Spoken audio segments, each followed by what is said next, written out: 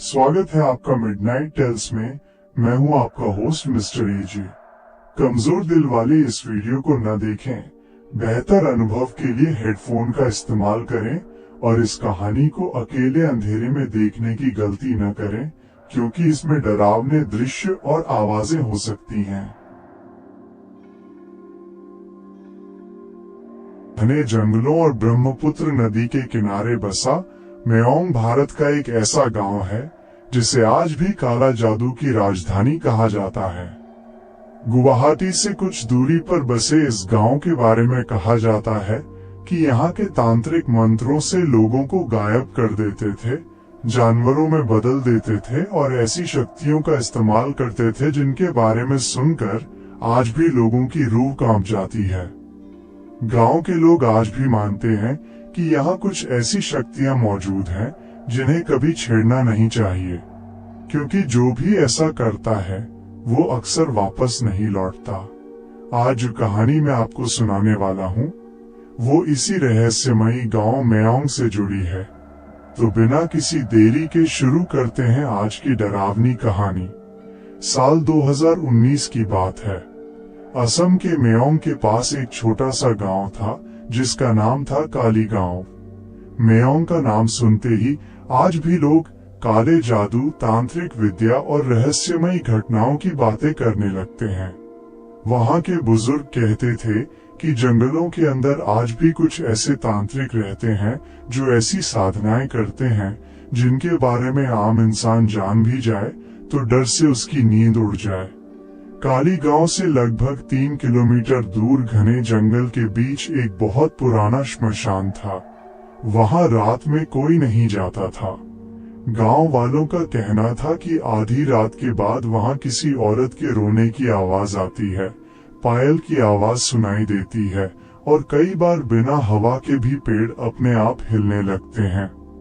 कुछ लोगों ने तो ये भी दावा किया था कि उन्होंने सफेद साड़ी पहनी एक औरत को जंगल के रास्तों पर घूमते हुए देखा है।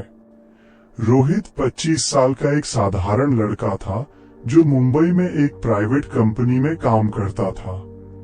उसकी जिंदगी पहले ठीक चल रही थी।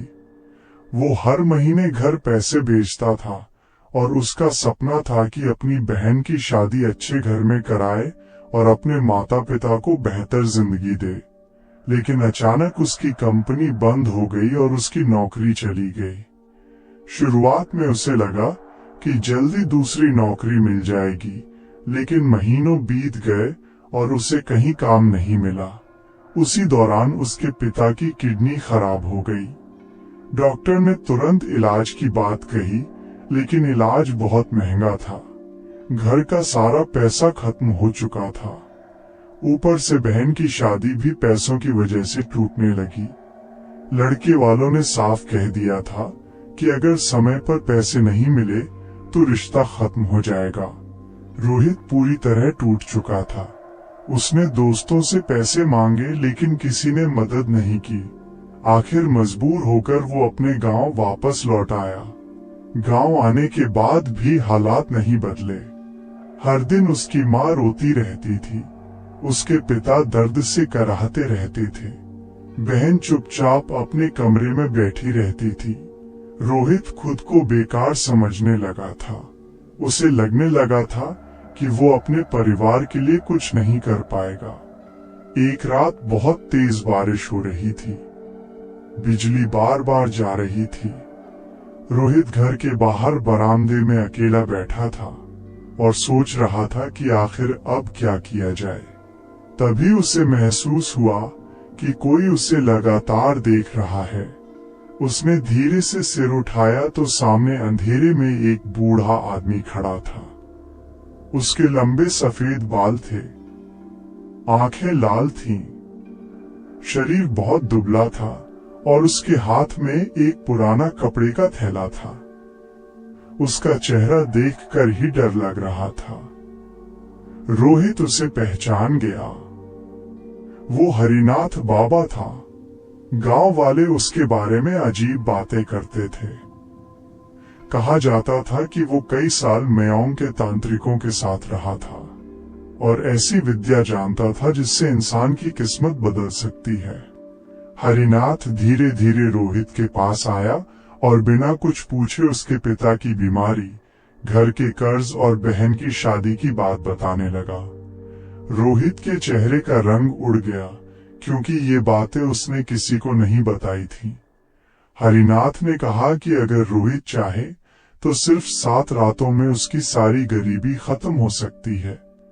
रोहित ने सोचा शायद बूढ़ा उसका मजाक उड़ा रहा है, लेकिन हरिनाथ बिल्कुल गंभीर था। फिर उसने अपने थैले से एक पुरानी काली डायरी निकाली। डायरी पर लाल रंग से अजीब निशान बने हुए थे। कुछ पन्नों के किनारे जले हुए थे और डायरी से अजीब सी बदबू आ रही थी। हरिनाथ ने कहा कि इसमें डाकिनी साधना की विधि लिखी है। 7 रात तक इस साधना को पूरा करने वाला इंसान धन पा सकता है, लेकिन अगर बीच में डरकर भाग गया तो उसकी मौत बहुत दर्दनाक होती है। रोहित डर गया और उसने डायरी लेने से मना कर दिया। हरिनाथ सिर्फ मुस्कुराया और बोला कि जब मजबूरी इंसान को तोड़ देती है, तब डर अपने आप खत्म हो जाता है। इतना कहकर वो अंधेरे में चला गया। रोहित अंदर घर में गया तो उसकी चीख निकल गई। उसके पिता बिस्तर पर खून की उल्टी कर रहे थे। उसकी माँ जोर जोर से रो रही थी। डॉक्टर ने फोन पर साफ कह दिया कि अगर सुबह तक पैसे जमा नहीं हुए तो इलाज बंद करना पड़ेगा। उस रात रोहित बिल्कुल टूट गया, लेकिन जैसे ही उसने अपना बैग खोला, उसका दिल रुक गया। वही काली डायरी उसके बैग के अंदर रखी हुई थी। रोहित के हाथ कांपने लगे, क्योंकि उसने डायरी ली ही नहीं थी। उसने डरते हुए डायरी खोली। पहले पन्ने पर सिर्फ एक लाइन लिखी थी, अगर ये डायरी तुम्हारे पास पहुंच चुकी है तो डाकिनी ने तुम्हें चुन लिया है। अगले पन्ने पर साधना के नियम लिखे थे। अमावस्या की रात ठीक 2 बजे जंगल के श्मशान पहुंचना होगा। 7 काले दीपक जलाने होंगे। एक विशेष मंत्र पढ़ना होगा। पीछे मुड़कर नहीं देखना होगा। अगर कोई तुम्हारा नाम पुकारे तो जवाब नहीं देना होगा। और सबसे आखिरी लाइन पढ़कर रोहित के हाथ सुन्न हो गए। 7वीं रात डाकिनी तुम्हारी सबसे प्रिय चीज ले जाएगी। उसी समय उसके कमरे की खिड़की अपने आप खुल गई। तेज हवा अंदर आने लगी। कमरे की लाइट बार बार जलने बुझने लगी। बाहर से पायल की आवाज आने लगी। रोहित धीरे धीरे खिड़की के पास गया। उसने बाहर देखा। घर के बाहर अंधेरे में एक औरत खड़ी थी। सफेद साड़ी, लंबे बाल, चेहरे पर खून, और उसकी गर्दन धीरे धीरे उल्टी दिशा में घूम रही थी। वो रोहित को देखकर मुस्कुरा रही थी और तभी रोहित के फोन पर एक मैसेज आया, अननोन नंबर। मैसेज में सिर्फ इतना लिखा था, कल रात 2 बजे श्मशान पहुंच जाना, मैं इंतजार कर रही हूं। पूरी रात रोहित की आंखों से नींद गायब थी। वो बार बार खिड़की की तरफ देख रहा था, लेकिन वहां अब कोई नहीं था। उसने फोन दोबारा देखा। उस अननोन नंबर पर कॉल करने की कोशिश की, लेकिन हर बार सिर्फ अजीब सी फुसफुसाने की आवाज सुनाई देती और कॉल अपने आप कट जाती। उसने मैसेज डिलीट करना चाहा, लेकिन मैसेज डिलीट ही नहीं हो रहा था। कुछ देर बाद फोन अपने आप बंद हो गया। सुबह होते ही रोहित ने फैसला किया कि वो ये सब नहीं करेगा। उसे लगा शायद कोई उसके साथ मजाक कर रहा है। उसने डायरी उठाई और घर के पीछे बहने वाली नदी में फेंक दी। डायरी पानी में डूब गई और रोहित को लगा सब खत्म हो गया। लेकिन जब वो वापस अपने कमरे में आया तो उसके पैरों तले जमीन खिसक गई। वही काली डायरी उसके बिस्तर पर रखी थी। इस बार डायरी खुली हुई थी।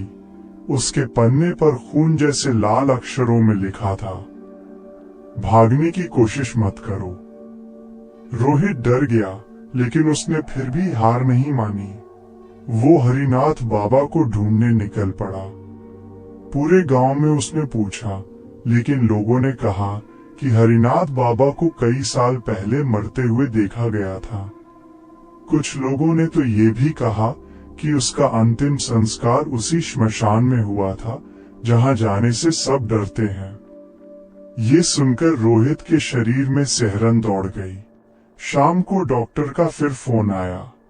उन्होंने कहा कि उसके पिता की हालत बहुत गंभीर है और अगर अगले 24 घंटे में इलाज शुरू नहीं हुआ तो शायद उन्हें बचाना मुश्किल होगा। रोहित की मां रोते हुए उसके पैरों में गिर गई और बोली कि किसी भी तरह अपने पिता को बचा ले। रोहित अंदर से टूट गया। रात के 1 बजे उसने फैसला कर लिया, वो साधना करेगा। उसने बैग में 7 काले दीपक, माचिस, लाल कपड़ा और डायरी रखी। घर के सभी लोग सो चुके थे। बाहर पूरा गांव अंधेरे में डूबा हुआ था। जैसे ही वो घर से बाहर निकला, उसे लगा जैसे कोई उसके पीछे चल रहा है। वो पीछे पलटा, लेकिन वहां कोई नहीं था। रास्ते भर कुत्तों के रोने की आवाज आती रही। जंगल के पास पहुंचते ही उसके फोन की स्क्रीन अपने आप ऑन हुई। स्क्रीन पर सिर्फ एक टाइमर चल रहा था, 0 hours 14 minutes and 32 seconds। Rohit समझ नहीं पाया। फिर अचानक स्क्रीन पर लिखा आया, 2 बजे से पहले पहुंचो, वरना तुम्हारे पिता मर जाएंगे। रोहित डर गया और तेजी से जंगल की तरफ भागने लगा। जंगल के अंदर जाते ही उसे महसूस हुआ कि वहां का माहौल अलग था। हवा बहुत ठंडी थी। पेड़ों से अजीब सी बदबू आ रही थी।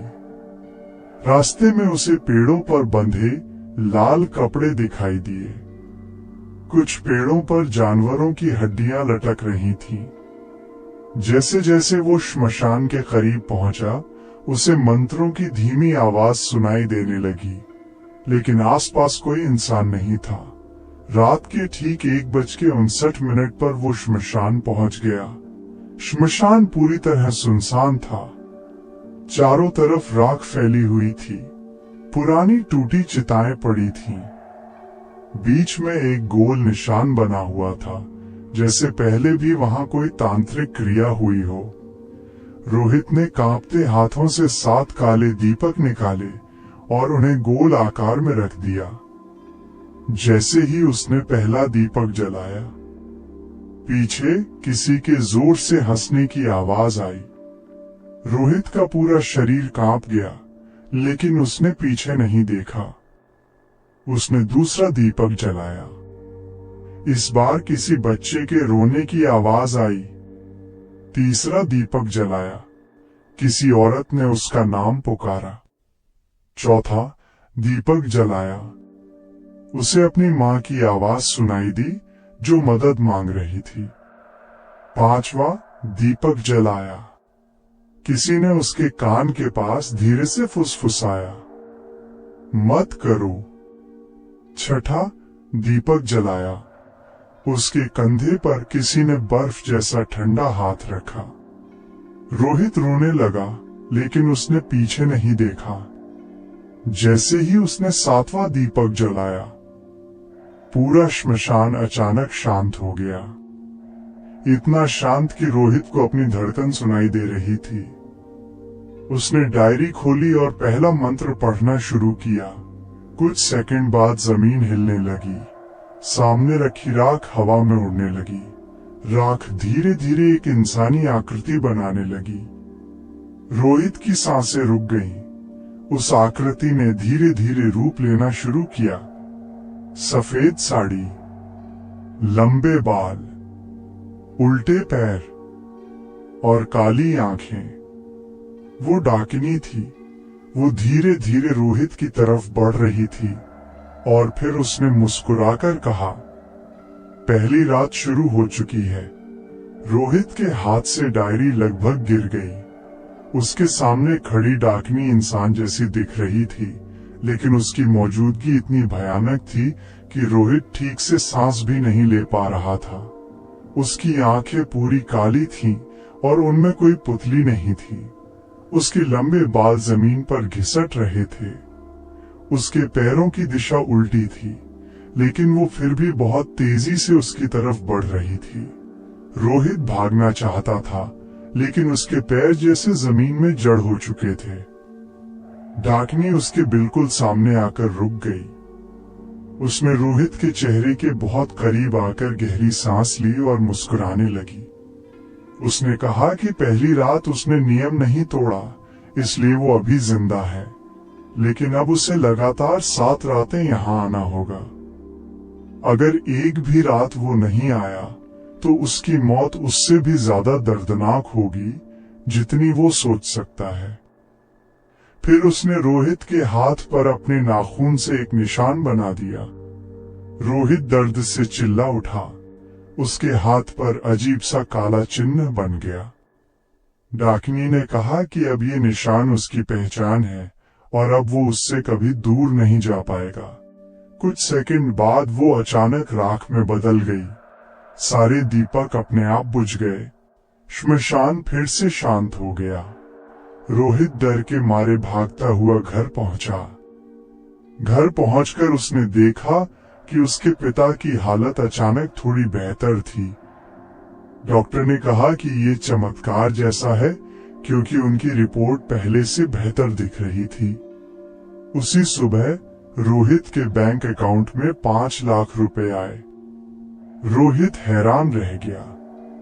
ट्रांजैक्शन में सेंडर का नाम नहीं था। घर में खुशी लौट आई। उसकी मां रोने लगी, लेकिन इस बार खुशी से। रोहित को लगा शायद ये सब सच में उसकी मदद कर रहा है। उसने पिता का इलाज शुरू करवा दिया। बहन की शादी की तैयारी फिर शुरू हो गई। कुछ दिनों बाद रोहित को लगने लगा कि शायद डरने की जरूरत नहीं है, लेकिन उसी रात उसके हाथ पर बना काला निशान जलने लगा। इतना दर्द हो रहा था जैसे कोई उसके हाथ को आग में जला रहा हो। उसका फोन अपने आप ऑन हुआ। स्क्रीन पर लिखा था, दूसरी रात, आज 2 बजे। रोहित ने जाने से मना कर दिया। वो कमरे में खुद को बंद करके बैठ गया। उसने सोचा अब उसके पास पैसे हैं तो उसे दोबारा वहां जाने की जरूरत नहीं। रात के ठीक 2 बजे उसके कमरे की लाइट चली गई। उसकी बहन के कमरे से चीखने की आवाज आई। रोहित भागकर वहां पहुंचा। उसने देखा उसकी बहन हवा में लटकी हुई थी। उसकी गर्दन पर किसी के नाखून के निशान थे। उसकी आंखें बाहर निकल रही थीं। वो हवा में तड़प रही थी। कमरे में वही पायल की आवाज गूंज रही थी। दीवार पर खून से लिखा था, श्मशान आओ। रोहित समझ गया कि अब वो बच नहीं सकता। वो तुरंत घर से भागा और रात के अंधेरे में फिर उसी जंगल की तरफ दौड़ने लगा। लेकिन इस बार रास्ता पहले जैसा नहीं था। जंगल में उसे दर्जनों औरतें दिखाई देने लगीं। सफेद साड़ी, झुके हुए सिर, सबकी आंखें काली, और सब उसे देखकर हंस रही थीं। रोहित डर के मारे दौड़ता रहा। जब वो श्मशान पहुंचा, उसकी हालत खराब हो चुकी थी, लेकिन इस बार वहां सिर्फ डाकिनी नहीं थी। श्मशान के बीच हरिनाथ बाबा बैठे हुए थे, लेकिन उनका शरीर आधा जला हुआ था, चेहरा सड़ा हुआ था और वो मुस्कुरा रहे थे। उन्होंने रोहित को देखकर कहा, अब वापसी नामुमकिन है। रोहित वहीं रुक गया। उसका पूरा शरीर कांप रहा था। हरिनाथ बाबा उसके सामने बैठे थे, लेकिन अब साफ दिख रहा था कि वो इंसान नहीं थे। उनके चेहरे का आधा हिस्सा जला हुआ था। त्वचा कई जगह से गायब थी और आंखों की जगह काले गड्ढे दिखाई दे रहे थे। फिर भी वो मुस्कुरा रहे थे, जैसे उन्हें रोहित के डर में मजा आ रहा हो। रोहित ने पीछे हटने की कोशिश की, लेकिन उसके पीछे किसी के चलने की आवाज आने लगी। उसने पलटकर देखा तो वही सफेद साड़ी वाली कई औरतें श्मशान के चारों तरफ खड़ी थीं। सबकी गर्दन झुकी हुई थी और उनके बाल चेहरे को ढके हुए थे। हरिनाथ बाबा ने कहा कि दूसरी रात का नियम पहली रात से ज्यादा खतरनाक है। इस बार रोहित को शमशान के बीच रखे एक पुराने कुएं से पानी निकालकर पीना होगा। उस कुएं के बारे में कहा जाता था कि उसमें कभी पानी नहीं था। उसमें सिर्फ राख, हड्डियां और मृत आत्माओं की परछाइयां रहती थीं। रोहित ने मना किया, लेकिन तभी उसकी बहन की चीख उसके फोन से सुनाई देने लगी। फोन की स्क्रीन पर उसकी बहन का चेहरा दिखाई दिया। वो रो रही थी और कह रही थी कि उसे बचा लो। रोहित मजबूर हो गया। वो धीरे धीरे कुएं की तरफ बढ़ा। जैसे ही उसने अंदर झांका, उसकी सांसें रुक गईं। कुएं के अंदर पानी नहीं था। अंदर दर्जनों चेहरे दिखाई दे रहे थे जो उसे घूर रहे थे। कुछ चेहरे सड़े हुए थे, कुछ अधजले थे और कुछ बच्चों के थे। अचानक उन चेहरों ने एक साथ रोहित का नाम पुकारना शुरू कर दिया। रोहित के कानों से खून निकलने लगा। उसने कांपते हाथों से बाल्टी नीचे डाली। बाल्टी ऊपर आई तो उसमें काला पानी था जिसमें कीड़े तैर रहे थे। हरिनाथ बाबा ने कहा कि पूरा पानी पीना होगा। रोहित रोते हुए जमीन पर बैठ गया, लेकिन उसके फोन में फिर उसकी बहन की चीख सुनाई दी। उसने आंखें बंद की और पूरा पानी पी गया। जैसे ही उसने आखिरी बूंद पी, उसकी आंखों के सामने सब कुछ बदल गया। उसे दिखा कि कई साल पहले हरिनाथ बाबा ने इसी श्मशान में डाकनी साधना की थी। 7वीं रात वो डर गया और भागने की कोशिश की। तभी डाकिनी ने उसका परिवार मार दिया और उसे जिंदा जलाकर मार डाला। मरने के बाद उसकी आत्मा हमेशा के लिए डाकिनी की गुलाम बन गई। रोहित जोर से चीखते हुए जमीन पर गिर पड़ा। जब उसने आंखें खोली तो वो फिर श्मशान में था, लेकिन इस बार उसके सामने डाकनी बहुत करीब खड़ी थी। उसने रोहित के कान के पास आकर कहा, अब तीसरी रात में मैं तुम्हारे घर आऊंगी। इतना कहकर वो गायब हो गई। रोहित भागता हुआ घर पहुंचा। घर के बाहर सैकड़ों कौवे बैठे थे। दरवाजा खुला हुआ था। अंदर पूरा घर अंधेरे में डूबा था। जैसे ही वो अंदर गया, उसे फर्श पर खून दिखाई दिया। वो खून उसके माता पिता के कमरे की तरफ जा रहा था। रोहित कांपते हुए उस कमरे की तरफ बढ़ा और दरवाजा खोलते ही उसकी चीख निकल गई। रोहित ने जैसे ही कमरे का दरवाजा खोला, उसके हाथ से फोन गिर गया। पूरा कमरा खून से भरा हुआ था। दीवारों पर खून के छींटे थे। बिस्तर पूरी तरह उलट चुका था। उसकी माँ जमीन पर बेहोश पड़ी थी और उसके पिता बिस्तर पर बैठे हुए थे। लेकिन सबसे डरावनी बात ये थी कि उनके चेहरे पर अजीब सी मुस्कान थी। उनकी आंखें पूरी काली हो चुकी थीं। रोहित धीरे धीरे उनके पास गया और उन्हें हिलाने लगा, लेकिन तभी उसके पिता ने बहुत धीमी आवाज में कहा कि तीसरी रात शुरू हो चुकी है। अगले ही पल उनके मुंह से काला पानी निकलने लगा। रोहित डर कर पीछे हट गया। उसकी माँ अचानक उठकर बैठ गई और बिना पलक झपकाए उसे देखने लगी। उसने बहुत अजीब आवाज में कहा कि डाकिनी अब इस घर में आ चुकी है। अचानक घर की सारी खिड़कियां अपने आप खुलने लगीं। चारों तरफ तेज हवा चलने लगी। ऊपर लगी भगवान की तस्वीरें गिरने लगी। रोहित अपनी माँ को पकड़ने दौड़ा, लेकिन उसने उसका हाथ इतनी जोर से पकड़ा कि उसकी चीख निकल गई। उसकी माँ की आवाज बदल चुकी थी। उसने कहा कि अगर चौथी रात तक वो साधना पूरी नहीं करेगा तो पूरा परिवार खत्म हो जाएगा। अचानक उसकी माँ बेहोश होकर गिर गई। उसके पिता भी वापस सामान्य हो गए, लेकिन उन्हें कुछ याद नहीं था। सुबह होते ही रोहित ने फैसला किया कि वो गांव छोड़ देगा। उसने माँ, पिता और बहन को लेकर दूसरे शहर जाने की कोशिश की। वो लोग बस स्टैंड पहुंचे। बस आने ही वाली थी। रोहित को लगा कि अब वो बच जाएगा, लेकिन तभी उसकी बहन जोर जोर से हंसने लगी।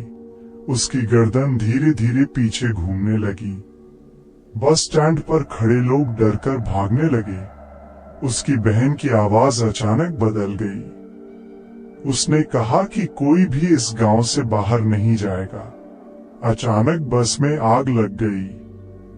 लोग चीखने लगे। कुछ सेकंड में बस पूरी जलने लगी। रोहित समझ गया कि डाकनी उसे कहीं जाने नहीं देगी। उसी रात उसके फोन पर फिर वही मैसेज आया। चौथी रात, आज आखिरी मौका है। रोहित रोते हुए फिर जंगल की तरफ गया। इस बार रास्ते में उसे अपने बचपन की आवाजें सुनाई दे रही थीं। उसे अपनी बहन की हंसी सुनाई दी, अपने पिता की आवाज सुनाई दी, अपनी माँ की पुकार सुनाई दी, लेकिन जंगल में कोई नहीं था। जब वो श्मशान पहुंचा तो वहां एक बड़ा काला घेरा बना हुआ था। उस घेरे के बीच एक लकड़ी का बॉक्स रखा था। डायरी में लिखा था कि उसे बॉक्स खोलना होगा। रोहित ने कांपते हुए बॉक्स खोला। अंदर एक छोटी बच्ची की कटी हुई चोटी रखी थी। साथ में एक फोटो थी। फोटो देखकर रोहित के पैरों तले जमीन खिसक गई। फोटो में उसकी माँ थी और उसके साथ खड़ी थी वही डाकिनी, लेकिन फोटो 25 साल पुरानी थी। रोहित की सांसें तेज हो गईं। उसके हाथ बुरी तरह कांप रहे थे। उसने फोटो को बार बार देखा। फोटो पुरानी थी, लेकिन उसमें उसकी माँ साफ दिखाई दे रही थी। उसकी माँ बहुत छोटी लग रही थी, शायद शादी से पहले की। उसके पास खड़ी वही सफेद साड़ी वाली औरत थी, वही काली आंखें, वही डरावनी मुस्कान। फोटो के पीछे खून से लिखा था, सच घर में छुपा है। रोहित पागलों की तरह घर की तरफ भागा। पूरी रात बारिश हो रही थी। रास्ते में उसे बार बार महसूस हो रहा था कि कोई उसके पीछे दौड़ रहा है, लेकिन जब भी वो पीछे देखता वहां कोई नहीं होता। घर पहुंचते ही उसने अपनी माँ को जगाया और फोटो उसके सामने रख दी। फोटो देखते ही उसकी माँ का चेहरा पीला पड़ गया। उसकी आंखों से आंसू निकलने लगे। बहुत देर तक वो चुप रही। फिर उसने बताया कि 25 साल पहले जब रोहित पैदा नहीं हुआ था, तब उसके पिता बहुत गरीब थे। रोहित की माँ उस समय मायों के पास एक मेले में गई थी, जहाँ उसकी मुलाकात हरिनाथ बाबा से हुई थी। उस समय उसके पिता बहुत बीमार थे और घर में खाने तक के पैसे नहीं थे। हरिनाथ बाबा ने उससे कहा था कि अगर वो एक गुप्त पूजा करेगी तो उसके पति की जान बच जाएगी और उनका घर हमेशा पैसों से भरा रहेगा। रोहित की माँ मजबूरी में तैयार हो गई।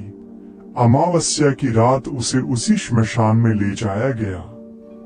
वहां हरिनाथ बाबा ने एक बहुत खतरनाक साधना करवाई, लेकिन उस साधना के लिए एक बलि चाहिए थी। रोहित की माँ रोने लगी। उसने बताया कि उसने अपने पहले जन्मे बच्चे को बचपन में खो दिया था।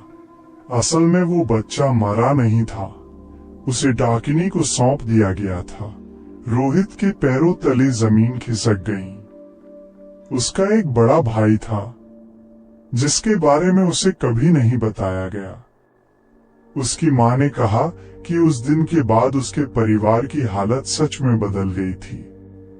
पैसे आने लगे, उसके पिता ठीक हो गए, लेकिन हरिनाथ बाबा ने कहा था कि 25 साल बाद डाकनी वापस आएगी और अपना अधूरा कर्ज लेगी, और अब वो समय आ चुका था। रोहित गुस्से में टूट गया। उसने अपनी माँ पर चिल्लाना शुरू कर दिया। उसी समय घर की सारी लाइट चली गई। पूरे घर में पायल की आवाज गूंजने लगी। रोहित की बहन जोर जोर से चीखने लगी। जब वो उसके कमरे में पहुंचा, उसकी बहन छत पर उल्टी लटकी हुई थी। उसकी आंखें काली हो चुकी थीं। उसने हंसते हुए कहा, 5वीं रात खत्म, अब अगली बारी तुम्हारी है।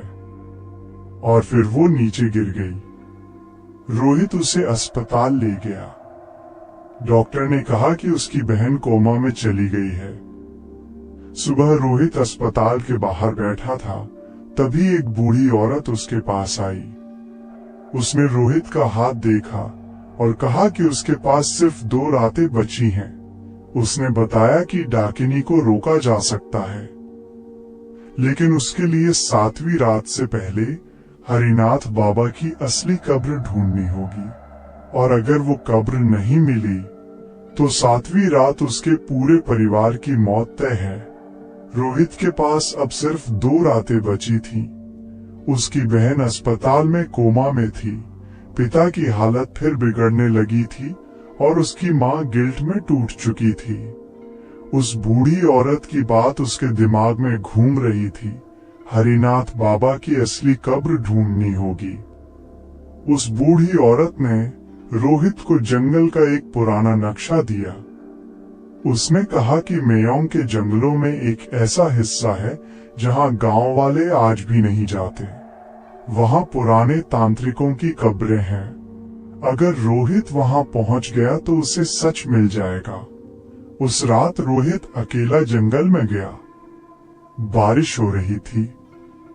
हर तरफ धुंध थी। कई घंटे भटकने के बाद उसे जंगल के बीच एक टूटा हुआ मंदिर दिखाई दिया। मंदिर के पीछे जमीन पर कई पुरानी कब्रें थीं। एक कब्र पर हरिनाथ का नाम लिखा था।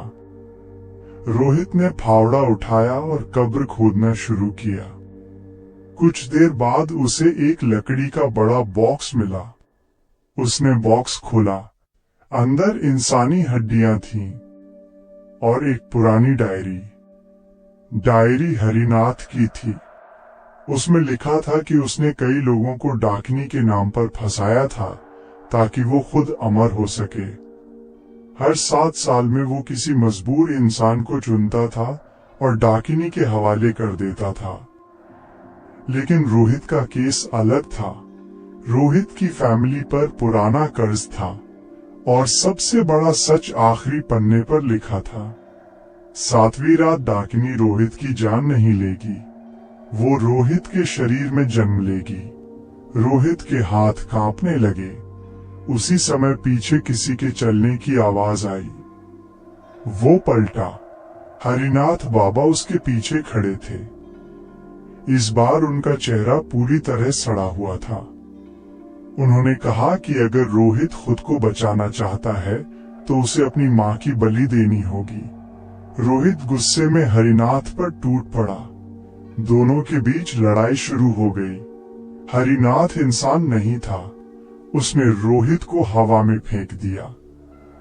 रोहित जमीन पर गिरा। तभी रोहित को वो फावड़ा दिखा। उसने पूरी ताकत से फावड़ा हरिनाथ के सिर में मार दिया। हरिनाथ जोर से चीखा। उसका शरीर राख में बदलने लगा। मरने से पहले उसने हंसते हुए कहा, अब 7वीं रात तुम्हें कोई नहीं बचा सकता। और वो गायब हो गया। रोहित घर पहुंचा तो घर पूरी तरह खाली था। उसकी माँ गायब थी। पिता गायब थे। दीवार पर खून से लिखा था, आज रात 2 बजे। अंतिम रात। रोहित पागलों की तरह पूरे घर में अपनी माँ और पिता को ढूंढने लगा, लेकिन घर पूरी तरह खाली था। हर कमरे में सिर्फ खून के निशान थे जो बाहर जंगल की तरफ जा रहे थे। उसकी बहन अभी भी अस्पताल में कोमा में थी। रोहित समझ गया कि अंतिम रात शुरू हो चुकी है। रात के 1:30 बजे वो उसी खून के निशान का पीछा करते हुए जंगल की तरफ भागा। इस बार जंगल पहले से भी ज्यादा डरावना लग रहा था। हर तरफ धुंध थी, पेड़ों से अजीब फुसफुसाने की आवाज आ रही थी। ऐसा लग रहा था जैसे पूरा जंगल जिंदा हो। जब वो श्मशान पहुंचा तो उसके पैरों तले जमीन खिसक गई। श्मशान के बीच एक बहुत बड़ा तांत्रिक मंडल बना हुआ था। उस मंडल के बीच उसकी माँ और पिता बंधे हुए पड़े थे। दोनों बेहोश थे। उनके चारों तरफ सैकड़ों दीपक जल रहे थे और बीच में डाकनी खड़ी थी। इस बार उसका असली रूप सामने था। उसका चेहरा पूरी तरह जला हुआ था। आंखों से खून निकल रहा था। उसके शरीर पर राख लगी हुई थी और उसके पीछे सैकड़ों आत्माएं खड़ी थीं। डाकिनी ने हंसते हुए कहा कि रोहित का परिवार 25 साल पहले उससे सौदा करके बचा था और अब वो अपना कर्ज लेने आई है। रोहित ने अपनी मां को छुड़ाने की कोशिश की, लेकिन एक अदृश्य ताकत ने उसे दूर फेंक दिया। डाकिनी ने कहा कि उसके पास सिर्फ 2 रास्ते हैं, या तो वो अपने माता पिता को मरते हुए देखे या खुद अपनी जान देकर सबको बचा ले। रोहित रोने लगा। उसे समझ नहीं आ रहा था क्या करे। तभी उसे हरिनाथ की डायरी की आखिरी लाइन याद आई, डाकिनी अपनी परछाई से कमजोर होती है। रोहित ने देखा कि पीछे एक बड़ा शीशा रखा था जो शायद तांत्रिक क्रिया का हिस्सा था। वो किसी तरह भागकर शीशे तक पहुंचा। डाकिनी उसे रोकने लगी। आत्माएं उसकी तरफ बढ़ने लगी। रोहित ने पूरी ताकत से शीशा डाकिनी के सामने घुमा दिया। डाकिनी ने पहली बार खुद का असली चेहरा देखा। उसकी चीख पूरे जंगल में गूंजने लगी। उसका शरीर जलने लगा। एक एक करके आत्माएं गायब होने लगी। उसकी माँ और पिता आजाद हो गए। रोहित को लगा सब खत्म हो गया, लेकिन तभी डाकिनी हंसने लगी। उसने कहा कि वो कभी खत्म नहीं हो सकती। अचानक वो काले धुएं में बदलकर सीधे रोहित के शरीर के अंदर चली गई। रोहित जोर जोर से चीखने लगा। उसकी आंखें काली हो गईं। उसके हाथ पर बना निशान पूरे शरीर में फैलने लगा। उसकी माँ रोती रही। उसके पिता चिल्लाते रहे और कुछ सेकंड बाद रोहित बिल्कुल शांत हो गया। सुबह पुलिस को श्मशान में रोहित नहीं मिला। सिर्फ उसके माता पिता बेहोशी की हालत में मिले। जब उन्होंने होश में आकर पूरी कहानी बताई तो किसी ने विश्वास नहीं किया। रोहित को मृत घोषित कर दिया गया, लेकिन कहानी यहीं खत्म नहीं हुई। 3 महीने बाद मुंबई के एक होटल में सीसीटीवी फुटेज सामने आई। रात के 3 बजे एक आदमी होटल के गलियारे में चलता दिखाई दिया।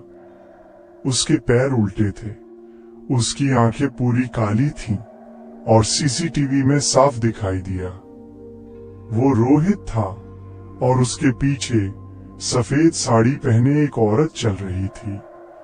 उस रात के बाद उस होटल के 5 लोग रहस्यमयी तरीके से गायब हो गए और आज भी मेयोंग के लोग कहते हैं, अगर रात में कोई तुम्हारा नाम लेकर बुलाए तो कभी जवाब मत देना।